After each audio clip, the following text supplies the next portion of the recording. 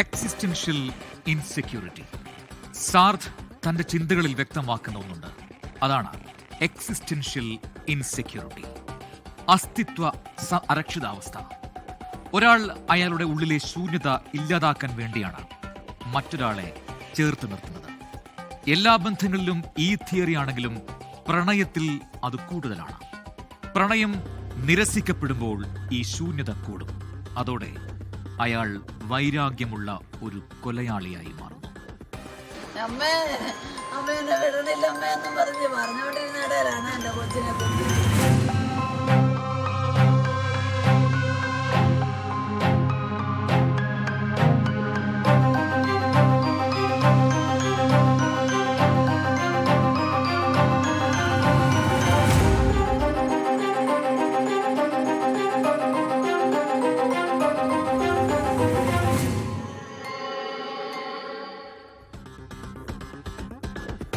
ഒരു വീടിന്റെ പ്രതീക്ഷയായിരുന്നു ആ പെൺകുട്ടി.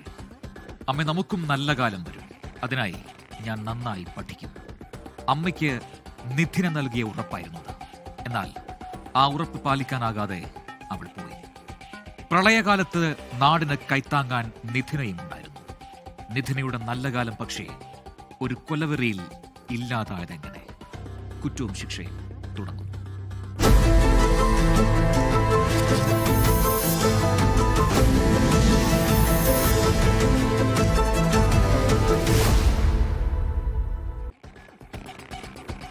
അവൾ ആ വീടിന്റെ പ്രതീക്ഷയായിരുന്നു. ഒരു സുപ്രഭാതത്തിൽ എല്ലാം അണഞ്ഞുപോയി. പാലാ സെയിന്റ് തോമസ് കോളേജിലേക്ക് ഫുഡ് ടെക്നോളജി പരീക്ഷ എഴുതാനാണ് നിധിനമോൾ തലയോലപ്പറമ്പിലെ വീട്ടിൽ നിന്ന് പോയത്. ആ പോക്ക് അവസാന യാത്രയായിരുന്നുവെന്ന് അവളെ സ്നേഹിക്കുന്ന ആരും പ്രതീക്ഷിച്ചിരുന്നില്ല.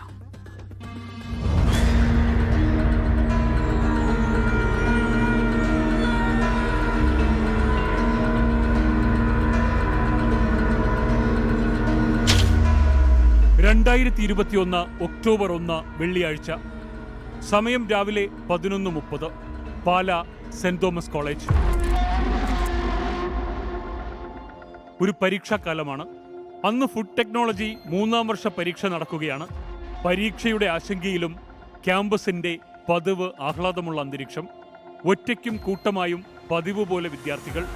ഗ്രൗണ്ടിന്റെ ഒരു ഭാഗത്ത് 2 കുട്ടികൾ നിൽക്കുന്നുണ്ട്. മറ്റുള്ളവർ ഇടയ്ക്കിടെ അവരെ ശ്രദ്ധിക്കുന്നുമുണ്ട്. ഒരു ആൺകുട്ടിയും ഒരു പെൺകുട്ടിയും. ആ അന്തരീക്ഷം അത്ര ശുഭകരമല്ല. അവർ കുറച്ച് ടെൻഷനിലാണ്. അവരുടെ ശരീരഭാഷയിൽ നിന്ന് അത് മറ്റുള്ളവർക്ക് വ്യക്തമായി. പെൺകുട്ടി അയാളോട് എന്തൊക്കെയോ പറഞ്ഞു മനസ്സിലാക്കാൻ ശ്രമിക്കുന്നുണ്ട്. പക്ഷെ അവൻ ഏതാണ്ട് പ്രകോപിതനാണെന്ന് മനസ്സിലാക്കാം. ആ പെൺകുട്ടി പറയുന്നത് ശ്രദ്ധിക്കാതെ, അവളെ കേൾക്കാൻ തയ്യാറാകാതെ അയാൾ കോപാകുലനാണ്, അയാൾ അസ്വസ്ഥനാണ്.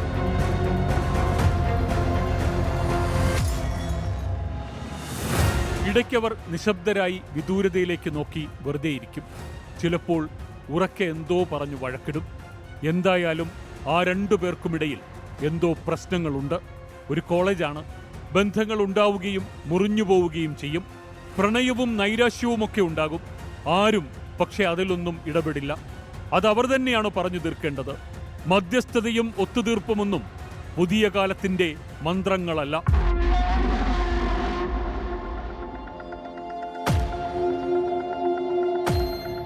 അതുകൊണ്ടാകണം ആരും അങ്ങോട്ട് നോക്കാതായി. പക്ഷെ പെട്ടെന്നാണ് ആ ഭാഗത്തു നിന്ന് ഒരു പെൺകുട്ടിയുടെ ഉച്ചത്തിലുള്ള നിലവിളി ഉയർന്നത്.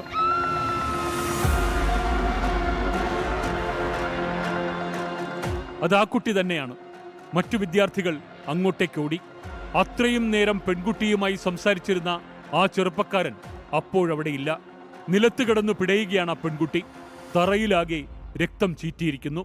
ഭയന്നു വിറച്ച സഹപാഠികൾ നിലവിളിച്ചു. രക്തം കണ്ട ചിലർ തളർന്നുപോയി. അന്തരീക്ഷമാകെ മാറി. എങ്ങും കരച്ചിലും നിലവിളിയും. ചിലർ ആംബുലൻസ് വിളിക്കടാ എന്ന് അലറി. നിധിനയായിരുന്നു മരണത്തെ മുഖാമുഖം കണ്ട ആ പെൺകുട്ടി.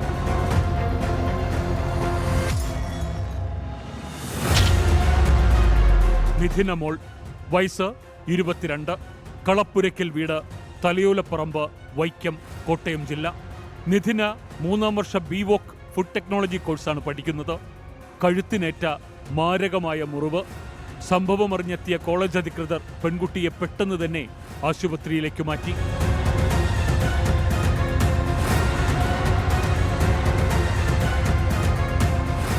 രാവിലെ പരീക്ഷയ്ക്കായി എത്തിയതാണ് നിധിന.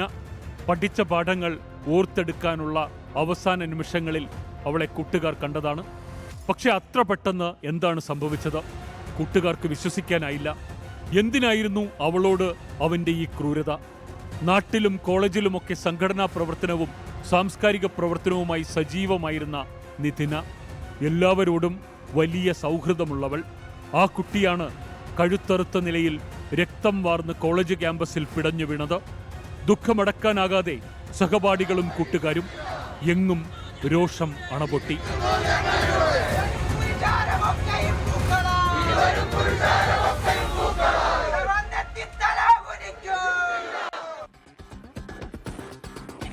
പോലീസ് എത്തുമ്പോഴേക്കും ക്യാമ്പസ് ആകെ ഉലഞ്ഞുപോയിരുന്നു.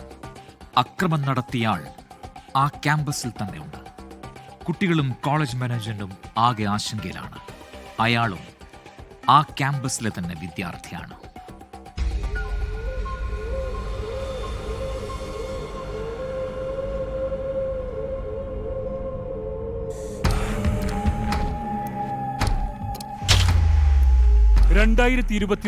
ഒക്ടോബർ 1 വെള്ളിയാഴ്ച, സമയം 12 മണി. ആക്രമണം നടന്ന ഉടൻ തന്നെ കോളേജ് ക്യാമ്പസ് അധികൃതർ പൂട്ടി. പോലീസ് എത്തി. ക്യാമ്പസിൽ വിദ്യാർത്ഥികളും അധ്യാപകരും ജീവനക്കാരും എല്ലാമുണ്ട്. അവർ കണ്ട കാര്യങ്ങൾ പോലീസിനോട് വിവരിക്കുന്നുണ്ട്. പോലീസ് ആ പരിസരവും സംഭവസ്ഥലവും വിശദമായി പരിശോധിച്ചു. പ്രതിയെ തേടി അധികം അവർക്ക് അലയേണ്ടതില്ല. അവനെ എല്ലാവർക്കും അറിയാം. അതേ കോളേജിലെ വിദ്യാർത്ഥി. അയാളെക്കുറിച്ച് നിധിനയുടെ സഹപാഠികൾ വിവരിച്ചു. അയാൾ അഭിഷേക്. ആ സെന്റ് തോമസ് കോളേജ് ക്യാമ്പസിനകത്തു തന്നെ അപ്പോഴും ഉണ്ടായിരുന്നു.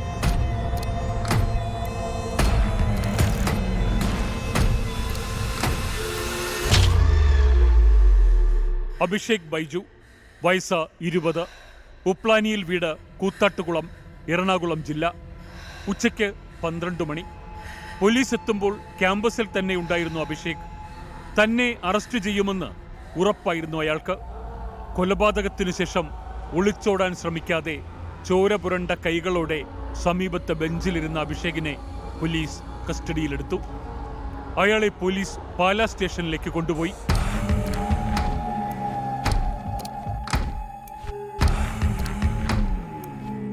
അതേ ദിവസം ഉച്ചയോടടുത്ത സമയം ആശുപത്രിയിൽ നിന്ന് ആ വാർത്തയെത്തി. സഹപാഠികളും സുഹൃത്തുക്കളും ഒരിക്കലും കേൾക്കരുതെന്ന് ആഗ്രഹിച്ച വാർത്ത. നിധിന മോൾക്ക് ജീവൻ നഷ്ടമായിരിക്കുന്നു. കഴുത്തിലെ പ്രധാന ഞരമ്പ് ആഴത്തിൽ മുറിഞ്ഞ് രക്തം വാർന്നതാണ് മരണകാരണം.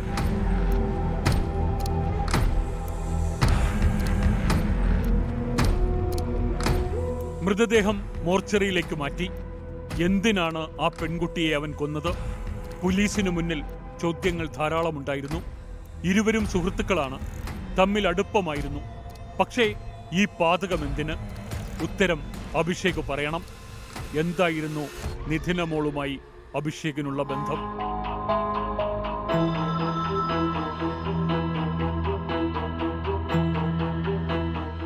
അഭിഷേകും നിധിനയും സഹപാഠികളാണ്. 2 വയസ്സ് കൂടുതലുണ്ട് നിധിനയ്ക്ക്. വയസ്സിൽ ചെറുപ്പമായിരുന്നുവെങ്കിലും കോളേജിലേക്ക് വന്ന നിധിനയെ കണ്ടതുമുതൽ അഭിഷേകിന് നിധിനയോട് പ്രണയമായിരുന്നു. അതു മറച്ചുവച്ചാണ് അവൻ അവളുമായി സൗഹൃദം സ്ഥാപിച്ചത്. അധികം വൈകാതെ അവൻ പ്രണയം തുറന്നു പറഞ്ഞു. ആ ബന്ധം ദൃഢമായി. അത് പിന്നീട് പ്രണയമായി. കോളേജിലും നാട്ടിലുമൊക്കെ രാഷ്ട്രീയ സാംസ്കാരിക രംഗത്ത് ഇടപെടുന്നയാളാണ് നിധിന. നിധിനയുടെ സൗഹൃദ പരിസരം വളരെ വലുതായിരുന്നു. പഠനത്തോടൊപ്പം സംഘടനാ പ്രവർത്തനവും മുന്നോട്ട് കൊണ്ടുപോകുന്ന ഊർജ്ജസ്വലയായ ചെറുപ്പക്കാരി. നാട്ടിലെ ഏതു കാര്യത്തിനും രാഷ്ട്രീയ വ്യത്യാസമില്ലാതെ മുന്നിട്ടിറങ്ങുന്ന യുവതി. നിധിനയെക്കുറിച്ച് നാട്ടിൽ വളരെ നല്ല അഭിപ്രായം മാത്രം. ആദ്യഘട്ടത്തിൽ അത്ര പ്രതിസന്ധികളൊന്നുമില്ലാതെ അവരുടെ ബന്ധം മുന്നോട്ടു പോയി. നിധിനയ്ക്ക് അഭിഷേകിനെ ഇഷ്ടമായിരുന്നു. പക്ഷെ ആ ഇഷ്ടം പതിയെ ഭയമായി മാറാൻ തുടങ്ങി. ഏറ്റവും നന്നായി പെരുമാറുന്ന സ്നേഹനിധിയായ അഭിഷേകിൽ മറ്റൊരു വ്യക്തിയുണ്ട്. നിധിനയ്ക്ക് അത് മനസ്സിലായി. അവന്റെ ചില നേരത്തുള്ള സ്വഭാവം അതത്ര സാധാരണമല്ല. ആ സ്വഭാവത്തിലെ അനിഷ്ടം നിധിനയിൽ പ്രകടമായി. നിധിനയ്ക്ക് താങ്ങാൻ കഴിയാത്ത സന്ദർഭങ്ങൾ ധാരാളമുണ്ടായി. പല ഘട്ടത്തിലും അഭിഷേകിനോട് അത് തുറന്നു പറഞ്ഞിട്ടുമുണ്ട്. മറ്റു സഹപാഠികളുമായി സംസാരിക്കുന്നതും സുഹൃത്തുക്കളുമൊത്ത് സമയം ചെലവഴിക്കുന്നതും സംഘടനാ പ്രവർത്തനങ്ങളും ഒക്കെ അഭിഷേകിന് പ്രശ്നമായി. അയാൾ തികച്ചും അസ്വസ്ഥനാകും. ഇതിന്റെ പേരിൽ ഒന്നും രണ്ടും പറഞ്ഞുള്ള വഴക്കു പതിവായി. ആ പിണക്കം കൂടിക്കൂടി വന്നു. നിധിന മോൾ സഹികെട്ട ദിവസങ്ങൾ.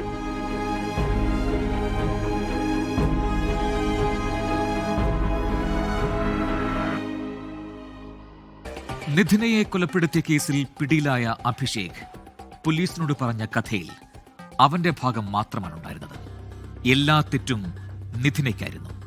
അവൾ എന്നെ ചതിച്ചു, അതിലുള്ള ദേഷ്യത്താൽ പെട്ടെന്ന് ചെയ്തു പോയതാണ്. പക്ഷേ പോലീസ് അത് വിശ്വസിക്കാൻ തയ്യാറായിരുന്നില്ല.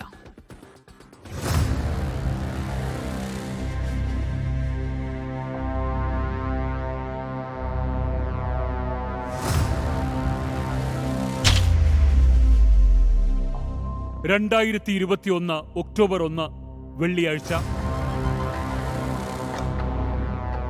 Pala police station. പാലാ SHOയുടെ നേതൃത്വത്തിൽ അഭിഷേകിനെ ചോദ്യം ചെയ്യാൻ ആരംഭിച്ചു.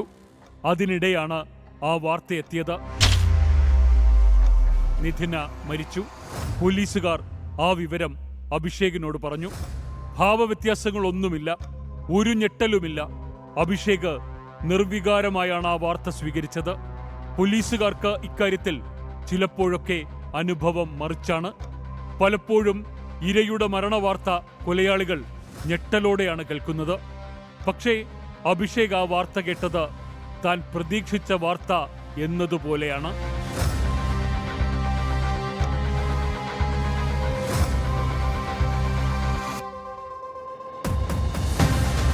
എന്തിനായിരുന്നു ഈ ക്രൂരത? പോലീസ് ചോദ്യങ്ങൾ ആവർത്തിച്ചുകൊണ്ടേയിരുന്നു. ഏറെ നേരത്തെ മൗനം അവസാനിപ്പിച്ച അഭിഷേക് പതിയെ പറഞ്ഞു തുടങ്ങി. അത് അയാളുടെ ന്യായവാദങ്ങളായിരുന്നു. പ്രണയത്തിലെ, അതിന്റെ നൈരാശ്യത്തിലെ അയാളുടെ മാത്രം ഭാഗം. നിധിനയുമായി പ്രണയത്തിലായിരുന്നു. ആഴത്തിലുള്ള പ്രണയം. മറ്റൊരു പെണ്ണിനെ കുറിച്ച് ചിന്തിക്കാൻ പോലും കഴിയില്ല എന്ന അവസ്ഥ. ഓരോ ദിവസവും മധുരമൂറുന്ന ദിനങ്ങൾ. പഠനം നല്ല നിലയിൽ പൂർത്തിയാക്കണം, ഒരു നല്ല ജോലി കിട്ടണം, പിന്നെ വീട്ടുകാരുടെ സമ്മതത്തോടെ വിവാഹം, പിന്നെ ഒരുമിച്ചുള്ള ജീവിതം. എല്ലാം പ്ലാൻഡ് ആയിരുന്നു. അഭിഷേക് തന്റെ പ്രണയത്തിന്റെ ആദ്യ ഭാഗം പറയുന്നത് തുടർന്നു. പിന്നെ എവിടെ നിന്നാണ് നിന്റെ ഈ പക രൂപപ്പെട്ടത്? പോലീസിന്റെ ചോദ്യത്തിന് പ്രതീക്ഷിച്ച മറുപടി തന്നെ. നിധിന എന്നെ ഒഴിവാക്കാൻ തുടങ്ങി. അതെനിക്ക് താങ്ങാനായില്ല. എന്നിട്ട് കൊലപാതകമായിരുന്നോ പരിഹാരം? വിഷമം കൊണ്ട് പറ്റിപ്പോയതാണ് സാർ. ആ മറുപടിയിൽ പോലീസ് അവനോട് ചൂടായി. അവർക്കറിയാമായിരുന്നു അതങ്ങനെ ആയിരുന്നില്ല എന്ന്. എന്തു വിഷമം? അതൊരു പ്ലാൻഡ് മർഡർ ആയിരുന്നില്ലേ? പോലീസിന്റെ ചോദ്യങ്ങൾക്ക് മൂർച്ച കൂടി വന്നു. അയാൾ പക്ഷേ പറഞ്ഞതിൽ തന്നെ ഉറച്ചു നിന്നു. അതേ വാക്കുകൾ, അതേ ന്യായങ്ങൾ. അഭിഷേകിന്റെ വാദങ്ങൾ ഇതായിരുന്നു: 1, നിധിന മോൾ പ്രണയത്തിൽ നിന്ന് പിന്മാറി. 2, തന്നേക്കാൾ അടുപ്പം നിധിന മറ്റുള്ളവരോട് കാണിക്കുന്നു. 3, തന്നെ ഒഴിവാക്കാൻ ഇല്ലാത്ത കാരണങ്ങൾ നിധിന കണ്ടെത്തി. പക്ഷെ പോലീസ് അഭിഷേക് പറഞ്ഞ മൊഴി പൂർണ്ണമായി വിശ്വസിച്ചില്ല. അത് ഒരു കയ്യബദ്ധമല്ല. അയാൾ ക്യാമ്പസിലേക്ക് എത്തിയത് നിധിനയെ ഇല്ലാതാക്കാൻ ഉറച്ചു തന്നെയാണ്. കൃത്യമായ മുന്നൊരുക്കവും അതിനായി അയാൾ നടത്തിയിരുന്നു. പോലീസിന് ആ തെളിവുകൾ ശേഖരിക്കാനും കഴിഞ്ഞു. അതെ, വെറും കൈയോടെയല്ല അഭിഷേക് അന്ന് കോളേജിലേക്ക് വന്നത്. പാലാ സെന്റ് തോമസ് കോളേജിന്റെ പടി കയറുമ്പോൾ തന്നെ അയാൾക്ക് ചില തീരുമാനങ്ങളുണ്ടായിരുന്നു. കഴിഞ്ഞ കുറച്ചു ദിവസങ്ങളായി അഭിഷേക് നിധിനയെ വിളിച്ചുകൊണ്ടേയിരിക്കുകയാണ്. നിധിന പക്ഷേ ഫോൺ എടുത്തിരുന്നില്ല. അവൾ തന്നെ ഒഴിവാക്കുകയാണ്. നിധിന പൂർണ്ണമായി തന്നിൽ നിന്ന് അകന്നിരിക്കുന്നു. അഭിഷേക് കാമുകനിൽ നിന്ന് ശത്രുവായി മാറുകയായിരുന്നു. പ്രണയം പകയ്ക്ക് വഴിമാറി. തനിക്കൊപ്പമില്ലെങ്കിൽ ഈ ഭൂമിയിലേ വേണ്ട, ആരോടും കൂട്ടുകൂടണ്ട.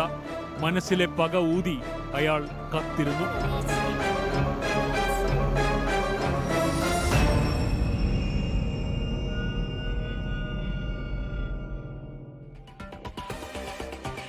അന്ന് നിധിനയുടെ പരീക്ഷാ ദിവസമായിരുന്നു.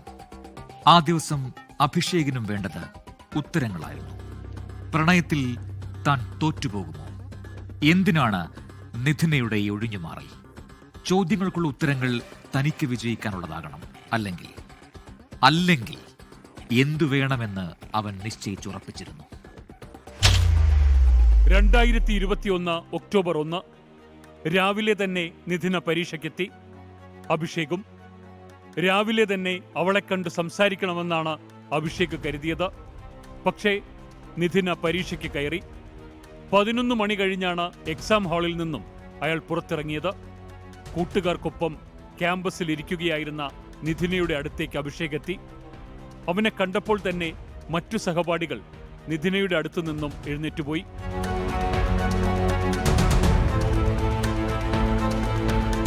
അഭിഷേകിനെ കണ്ടതും നിധിന അവനോട് തന്റെ ഫോൺ ചോദിച്ചു.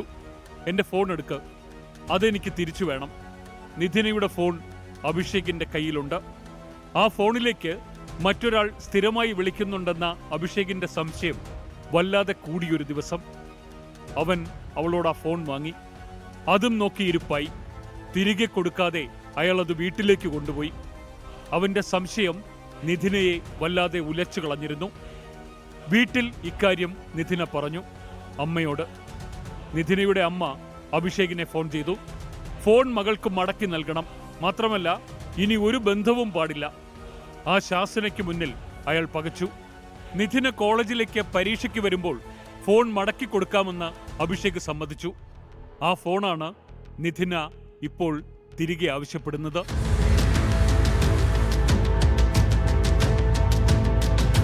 പക്ഷെ അഭിഷേക് ആ ഫോൺ തിരിച്ചു കൊടുക്കാൻ അപ്പോഴും തയ്യാറായിരുന്നില്ല.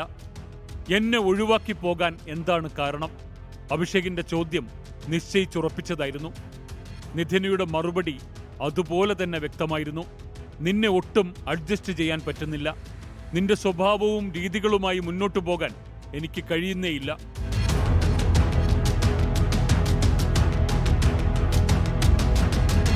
അതൊന്നുമല്ല കാരണമെന്ന് എനിക്കറിയാം. അയാൾ വീണ്ടും വീണ്ടും ദേഷ്യത്തോടെ നിധിനയോട് ചോദ്യം ആവർത്തിച്ചുകൊണ്ടേയിരുന്നു.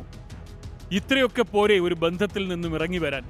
ഒട്ടും പൊരുത്തപ്പെടാൻ കഴിയാത്തൊരു ബന്ധം, അത് മുന്നോട്ട് കൊണ്ടുപോയാൽ വലിയ അപകടങ്ങൾ ഉണ്ടാകും. നിധിന നിലപാട് അഭിഷേകിന്റെ മുഖത്ത് നോക്കി തുറന്നടിച്ചു.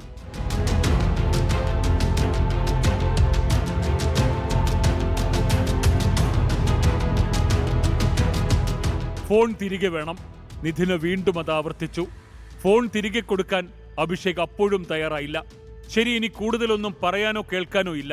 അവൾ പോകാനൊരുങ്ങി. തിരിഞ്ഞു നടക്കാനൊരുങ്ങിയ അതേ നിമിഷം നിധിനയുടെ കയ്യിൽ ബലമുള്ള ഒരു പിടുത്തം വീണു. പിടുത്തം വിടുവിച്ചു പോകാൻ നിധിനയുടെ ശ്രമം പാഴായി. അപ്പോഴേക്കും അവൻ അവളുടെ കഴുത്തിലേക്ക് കരുതിയിരുന്ന ആയുധം കുത്തിയിറക്കുകയായിരുന്നു.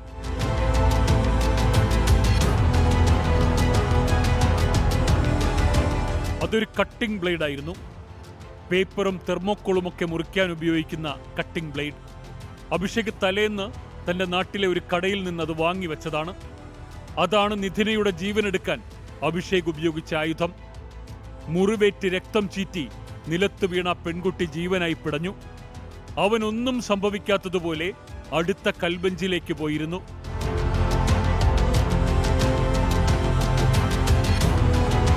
ഒരാഴ്ചത്തെ തയ്യാറെടുപ്പിന്റെ പര്യവസാനം. കണ്ടുപഠിച്ച പാഠങ്ങൾ പ്രയോഗിച്ചതിന്റെ തൃപ്തിയിലാണ് ആ നരാധമൻ ആ ബെഞ്ചിലേക്ക് അമർന്നിരുന്നത്. കയ്യിലുണ്ടായിരുന്ന ആ ബ്ലേഡ് അയാളുടെ വലിച്ചെറിഞ്ഞു. അയാളുടെ കയ്യിലൂടെ നിധിനയുടെ കഴുത്തിൽ നിന്നും ചീറ്റിത്തെറിച്ച രക്തം ഇറ്റുവീഴുന്നുണ്ടായിരുന്നു.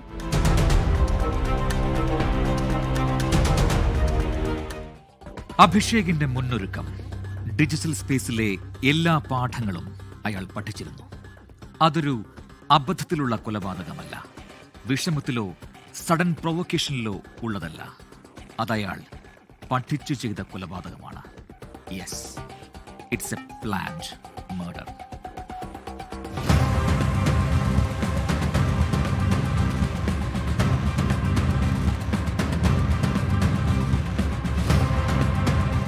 അഭിഷേകിന്റെ ഇന്റർനെറ്റ് സെർച്ച് ഹിസ്റ്ററി ഞെട്ടിക്കുന്നതായിരുന്നു. സെപ്റ്റംബർ 20 മുതൽ, അതായത് കൊലപാതകത്തിന് ഏതാണ്ട് 10 ദിവസങ്ങൾക്ക് മുൻപ് മുതൽ അഭിഷേക് യൂട്യൂബിലും ഗൂഗിളിലുമൊക്കെ കൊലപാതക രീതികൾ പരതുന്നുണ്ടായിരുന്നു. ഏത് ഞരമ്പ് ഏത് ആംഗിളിൽ മുറിച്ചാൽ മരണം പെട്ടെന്ന് സംഭവിക്കും, അത്തരം കൊലപാതകങ്ങൾ എവിടെയൊക്കെ നടന്നു, സെർച്ചുകൾ കൃത്യമായിരുന്നു. അഭിഷേക് ബൈജു മനസ്സിലാക്കിയ ചില രീതികൾ അയാൾ പലതവണ ആവർത്തിച്ചു കണ്ടു. അയാൾ ഇത്തരത്തിലുള്ള 55 വീഡിയോകൾ ഈ 10 ദിവസങ്ങൾക്കകം കണ്ടു തീർത്തു. തമിഴ്നാട്ടിൽ ഒരാൾ തന്റെ മുൻ കാമുകിയെ കൊന്ന സംഭവം ഒരു ഓൺലൈൻ മാധ്യമത്തിൽ വന്നിരുന്നു.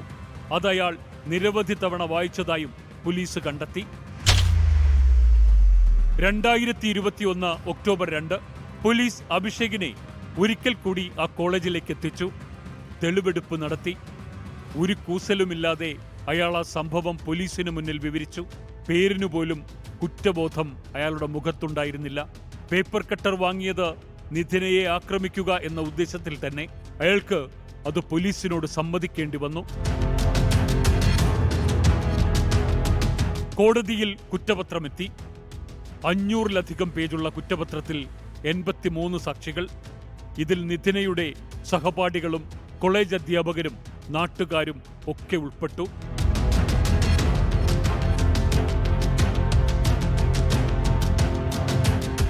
വർഷം 2025. കോടതിയിൽ വിചാരണ തുടങ്ങി. സാക്ഷിവിസ്താരം ഇപ്പോഴും പുരോഗമിക്കുകയാണ്. നിലവിൽ ജാമ്യത്തിലുള്ള അഭിഷേക് എന്നും കോടതിയിലെത്തുന്നുണ്ട്. നിധിനയ്ക്ക് നീതി ലഭിക്കുമെന്ന പ്രതീക്ഷയോടെ അവളുടെ മാതാപിതാക്കളും സുഹൃത്തുക്കളും.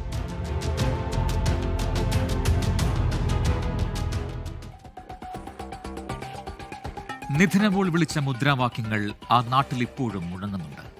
നിധിനയുടെ ഓർമ്മകൾ കൂട്ടുകാർക്കിനി മറക്കാനായിട്ടില്ല. പക്ഷേ ആ അമ്മയ്ക്കായി അവൾ പറഞ്ഞു വെച്ചുപോയ സ്വപ്നങ്ങൾ. അമ്മ, നമുക്കും നല്ല കാലം വരും, അതിനായി ഞാൻ നന്നായി പഠിക്കുമെന്ന ഉറപ്പ്. ഒരു കഴുകന്റെ കൊലവെറിയിൽ അതൊക്കെ അസ്തമിക്കുമ്പോൾ ആ അമ്മയുടെ കണ്ണീർ തോരില്ല എന്ന സത്യം മാത്രം അവശേഷിക്കുന്നു. നാളെ മറ്റൊരു കേസുമായി വീണ്ടും കാണാം. ലോകത്തെവിടെയായാലും ഏത് സമയത്തും 24 വാർത്തകളും ഓഗ്മെന്റഡ് റിയാലിറ്റി പാക്കേജുകളും എക്സ്പ്ലെയിനറുകളും വിശദമായി കാണാൻ ഞങ്ങളുടെ യൂട്യൂബ് ചാനൽ നിങ്ങൾക്ക് സബ്സ്ക്രൈബ് ചെയ്യാം.